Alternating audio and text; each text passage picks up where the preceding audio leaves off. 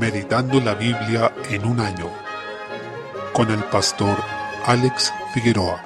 Día 21, mes 11. Ezequiel capítulo 42. Continúa la visión que el Señor le entregó a Ezequiel sobre el templo, que como dijimos anteriormente, es uno de los pasajes más difíciles de interpretar, no solo de este libro, sino de toda la Escritura, dado que hay distintas visiones respecto a lo que se refiere. No obstante, hemos dicho que se trata finalmente de la restauración de la comunión de Dios con su pueblo, donde ocupa términos y figuras del antiguo pacto para reflejar realidades que son eternas y que podremos disfrutar de manera perfecta cuando Cristo venga por su pueblo. En este capítulo se concentra en las cámaras donde, pese a ser un lugar santo, el Señor lo dispuso para que sus siervos que trabajaban en el templo fuesen alimentados. Eso habla de que el Señor se preocupa de la provisión de quienes sirven para Él. Esto es algo de lo que el apóstol Pablo hablaría luego en 1 Corintios capítulo 9, que tal como los que servían en el templo vivían del templo, así también Dios ha ordenado a los que predican el Evangelio que vivan del Evangelio, implicando también que el sostenimiento para los ministros del nuevo pacto tiene una base o un correlato en el sistema de sostenimiento para los ministros del antiguo pacto.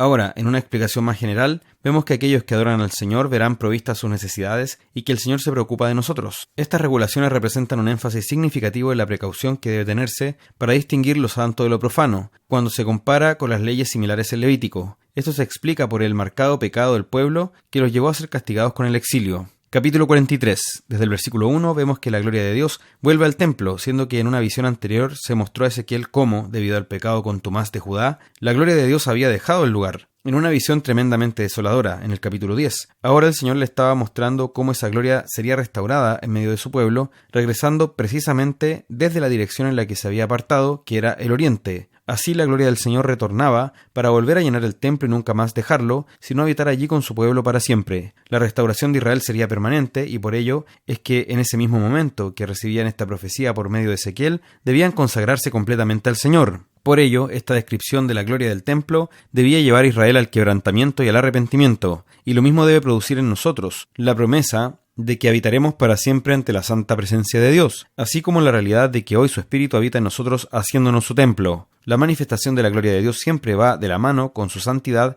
y demanda el arrepentimiento de los pecadores. Así, esta restauración prometida tiene también relación con la santificación de ellos, con la limpieza de su pecado, lo que pasaba primero por el hecho de que se arrepintieran y fueran quitados de en medio de este pueblo aquellos que hacían abominación y se entregaban a sus rebeliones. Por tanto, no podemos esperar una restauración del Israel nacional si es que no hay un arrepentimiento genuino, un abandono de los pecados y un regreso espiritual al Señor por medio de la fe en Cristo, cosa que no ha ocurrido. Por consiguiente, no podemos interpretar, como muchos hacen hoy, que lo que estamos viendo ahora en la tierra de Canaán, con el moderno Estado de Israel, sea un cumplimiento de este tipo de profecías. Lo que sí vemos es que el Señor va a limpiar su casa y va a llenarla de gloria nuevamente, algo que prometió también en el libro de Ageo. Todo esto se cumple cuando Cristo llega y purifica su casa. De esto hubo también una manifestación visible cuando Él expulsó a los mercaderes, pero finalmente todo su ministerio se trató de esto, de cómo Él vino a limpiar su casa para reinar sobre ella, lo que veremos de manera perfecta cuando Cristo regrese. Sin embargo, hoy ya estamos disfrutando un anticipo de estas preciosas realidades. Desde el versículo 18 se establecen estatutos sobre la construcción del altar y la presentación de las ofrendas por el pecado. El Señor volvería a complacerse en sus sacrificios y adoración. Una vez más, notemos que esto no puede interpretarse literalmente, pues los sacrificios del antiguo pacto fueron abolidos en Cristo. Más bien, encontramos aquí un anuncio de la reconciliación y la comunión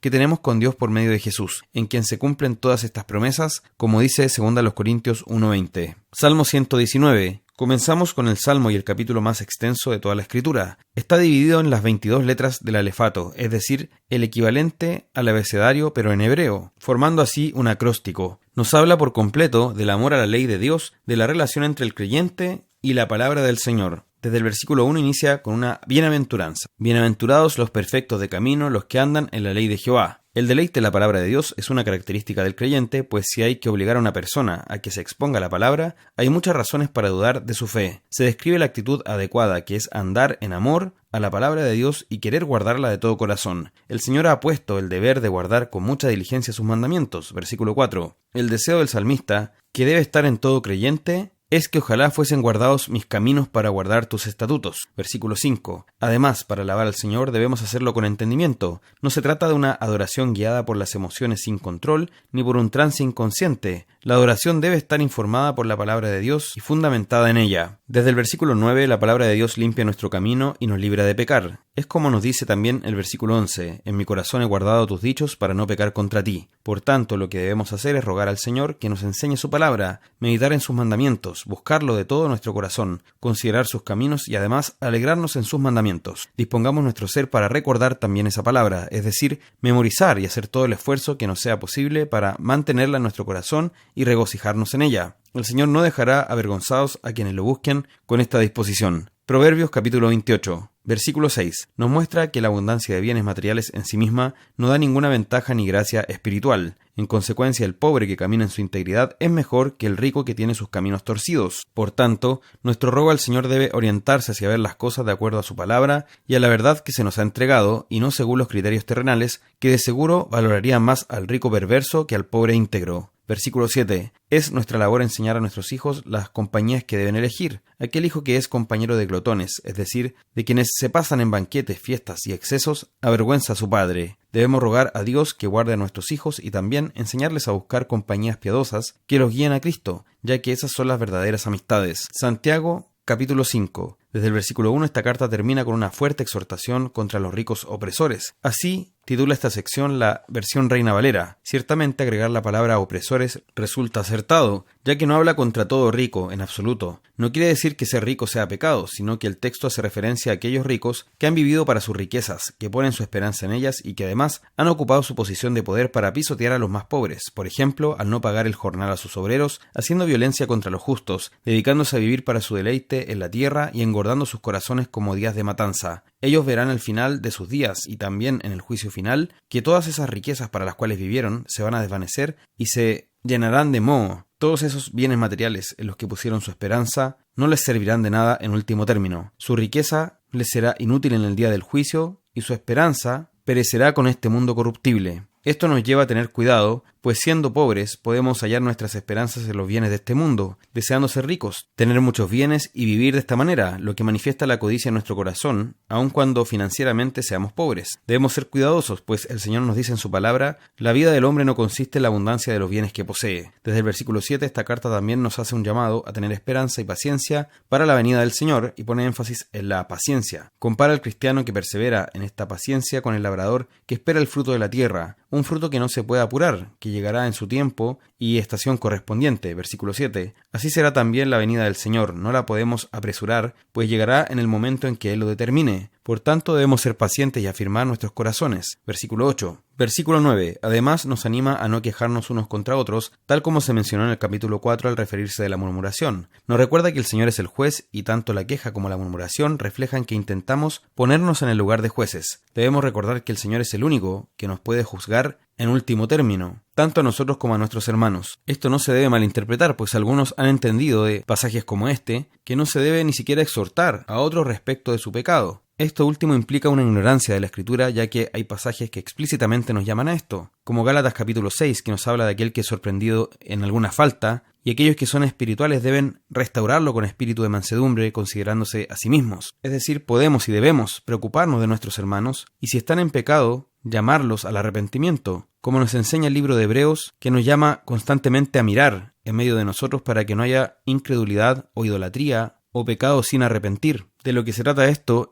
es a no creer que nosotros somos la fuente de la ley por la cual juzgamos a otros, o que somos moralmente superiores a ellos, o que estamos fuera de la necesidad del perdón y la gracia. Todas estas cosas implican un concepto equivocado de nosotros mismos y reflejan un corazón que está envanecido. Desde el versículo 10 se ilustra también una visión de la aflicción, tal como se presentó al principio, como si en esta carta la conclusión estuviese apretando los últimos tornillos para poder así aclarar todos los temas. Nuevamente nos recuerda que son bienaventurados los que sufren, versículo 11, usando el ejemplo de Job, y una vez más hace el vínculo entre la paciencia y el sufrimiento. En este caso, al citar a Job, nos quiere hacer ver que no debemos poner nuestra vista en el sufrimiento, sino en lo que el Señor quiere tratar con nosotros y lo que se manifestará al final de ese periodo de sufrimiento, porque este no durará eternamente, sino que tiene un fin, y el Señor está tratando con nuestra vida hasta que llegue el término de esa disciplina y así veamos nuestra fe fortalecida. Versículo 12. Se hace un llamado a que nuestro sí sea sí y nuestro no sea no. Esto no prohíbe los juramentos lícitos, sino que prohíbe acostumbrarnos a tener que jurar para que nuestra palabra valga. En una cultura donde se necesitan muchos juramentos y certificados de lo que uno dice, encontramos una evidencia de que nuestra palabra no vale nada. Sin embargo, debemos caracterizarnos por cumplir esta palabra empeñada y no jurar o prometer, sino que si decimos algo, que nuestro sí sea sí y nuestro no sea no. Versículo 13. Describe además cuál debe ser nuestra postura ante las aflicciones, no conforme a este mundo en que se nos aconseja buscar una distracción o pasatiempo, sino más bien nos orienta hacia la oración. Si en cambio estamos alegres, el mundo nos aconsejaría celebrar con amigos y disfrutar. Sin embargo, la palabra nos aconseja cantar alabanzas. Esto quiere decir que, tanto en la alegría como en la tristeza, debemos buscar al Señor y llevar esa experiencia humana a la presencia de nuestro Padre. Desde el versículo 14, encontramos un pasaje que menciona la enfermedad y la unción de los ancianos, en el que no hallamos razones para creer que se establece un sacramento, echando así por tierra la costumbre de la Iglesia Católica Romana, de la extrema unción, o de la unción de los enfermos. Esta es la primera carta que se estableció en la era apostólica, donde el Señor está confirmando el establecimiento del nuevo pacto de la Iglesia con una serie de señales milagrosas, y por lo mismo, lo dicho aquí por Santiago se enmarca en ese contexto. Aún así, el Señor está sentando la base de lo que debemos hacer ante la enfermedad de los hermanos, y es orar por ellos creyendo que el Señor es poderoso para sanarlos. Desde el versículo 16 encontramos también un llamado a confesar nuestras ofensas y pecados unos a otros, mencionando que la oración eficaz del justo puede mucho. Tal como Elías debemos orar con fe, no dudando, pues al principio de esta carta el autor dijo: no piense pues que en tal haga que recibirá cosa alguna del Señor. Capítulo 1, versículo 7. Debemos pedir recordando que el Señor mismo nos ha dado ejemplos en la historia de oraciones que han sido escuchadas, y Él es el mismo ayer, hoy y siempre. La oración eficaz del justo, esa oración que implica derramar el alma delante del Señor y rogar con fe en que somos escuchados, recordando que Él es poderoso, es una oración que el Señor también va a recompensar, como nos menciona en Hebreos capítulo 11. Desde el versículo 19, por último, cuando alguien se extravía de la verdad, debemos buscar su restauración. Ese es el propósito de la disciplina. Si alguien hace volver al pecador del error de su camino, salvará de la muerte un alma y cubrirá multitud de pecados. Versículo 20. No nos cansemos de buscar a quienes se han extraviado, quienes han tropezado y caído, que nuestro fin principal sea que vuelvan al camino, porque así también la gracia que damos en algún momento la necesitaremos en otro, y el Señor, sobre todas las cosas, nos ha llenado de gracia y de misericordia. Llegando así al fin de esta carta, que el Señor nos permita vivir según esa palabra que es poderosa para salvar nuestras almas, que nos muestra esa sabiduría de lo alto y que es eternamente superior a nuestra sabiduría carnal, que podamos así vivir en esa religión pura y sin mácula mencionada en esta carta, no siendo oidores olvidadizos, sino hacedores eficaces, de modo que nuestra fe no sea muerta sin obras, sino una fe viva en Jesucristo y por el poder de su Espíritu Santo en nosotros.